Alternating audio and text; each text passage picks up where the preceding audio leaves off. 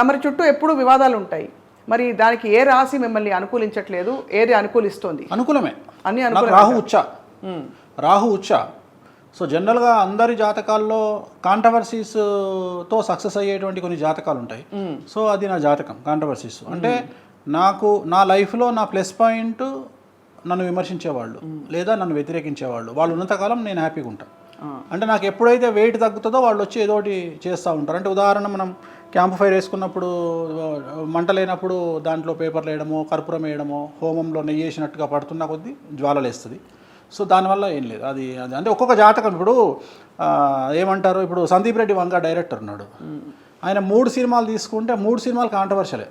అవి జీవితంలో ఎక్కడ కూడా, మీరు అర్జున్ రెడ్డి తీసుకోండి, ఒక రకమైన చండాలమే, అంటే కాంట్రవర్షియల్ సబ్జెక్ట్ అది. హిందీలో కబీర్ సింగ్ సేమ్ సబ్జెక్టు. అట్లనే మన వచ్చినటువంటి యానిమల్ అయితే ఇంకా దరిద్రం. సో అంటే ఒక డిఫరెంట్ పర్వర్షన్ నుండి, సైకోతత్వం నుండి, అంటే నెగిటివిటీ నుండి పాజిటివ్ పొందేటువంటి జాతకం అయింది. అలాగే నెగిటివ్ నుండి పాజిటివ్ వచ్చే జాతకం నాది. నా జాతకంలో రాహు ఉచ్చ కాబట్టి ఇవన్నీ సహజమే. నాకు సహజంగా అలా అన్ని స్ట్రైట్లో తీసుకుంటారు మీరు. అయితే మొన్న ఇటీవల జర్నలిస్టులు అందరూ ఎందుకు కత్తి కట్టారు సార్ మీ మీద? జర్నలిస్టులు అందరు కాదు, ఫిల్మ్ జర్నలిస్టులు మాత్రం కొంతమంది అంటే వాళ్ళు ఎందుకు కట్టారో నాకేం సంబంధం. ఇప్పుడు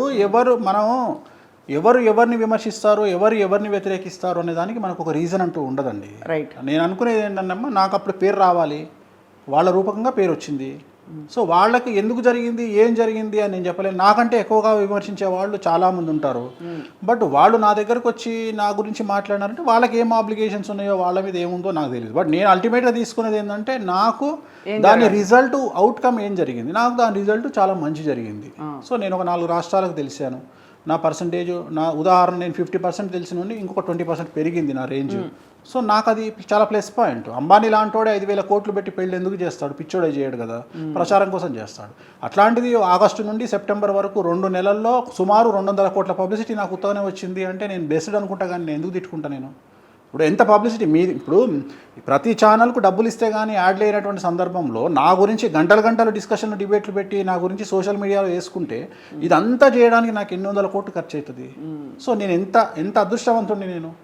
అంటే ఎంత డబ్బు లేకుండా అసలు నేను మనిషిని మనిషిగా చూడను, గ్రహాలుగా చూస్తా అంతే. నాకు ఏ వ్యక్తితో మాట్లాడినా 9 గ్రహాలే కనిపిస్తాయి నాకు. మీకు సంతకం పెడుతున్న సీఎం కనిపిస్తే నాకు పాడెక్కిన సీఎం కనిపిస్తాడు. మీకు 1000 కోట్లు వసూలు చేసిన హీరో కనిపిస్తే నాకు పనికి రాకుండా పోయిన హీరో కనిపిస్తాడు. మీకు 3000 కోట్లు వసూలు చేసిన హీరోయిన్ కనిపిస్తే నాకు సంపాదించిన సొమ్మంతా లవ్వర్కు పెట్టి రోడ్డు మీద తిరిగేటువంటి హీరోయిన్ కనిపిస్తుంది. అంటే నాకు తర్వాత అన్ని కళ్ళ ముందర కనిపిస్తుంటాయి. నాకు వీళ్ళ జాతకం ఇట్లా ఉంటుంది అని కనిపిస్తుంది.